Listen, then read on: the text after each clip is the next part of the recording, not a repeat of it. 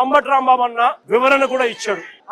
అంతటి సంస్కారం ఉన్న వ్యక్తిని నిజంగా చేతనైతే పొగడాలి, నిజంగా చేతనైతే పొగడాలి. తప్పు చేశాడు, వాళ్ళు చేసిన దానికి, వాళ్ళు తిట్టిన దానికి, వాళ్ళు ఆయన కారి మీద దాడి చేసినప్పుడు జరిగిన భావోద్వేగ పరిణామంలో కూడా ఆయన ఒకవేళ తిట్టింది తప్పి అయితే క్షమాపణ అని చెప్పన్నట్టుగా తాను చింతిస్తూ చెప్పినప్పుడు చేతనైతే తనను చేసిన మంచి పనికి పొగడాలి. కానీ వీళ్ళు ఏం చేశారు, దాన్ని వక్రీకరిస్తూ దాన్ని ట్విస్ట్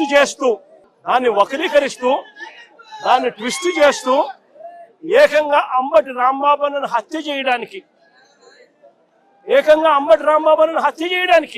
ఏకంగా 5 గంటల నుంచి సాయంత్రం 5 గంటల నుంచి రాత్రి 1 గంట దాకా సాక్షాత్తు ఈవిడ ఎమ్మెల్యే గల్లా మాధవి ఇక్కడ మనుషులను వేసుకొని వచ్చి ఈవిడ ఆధ్వర్యంలోనే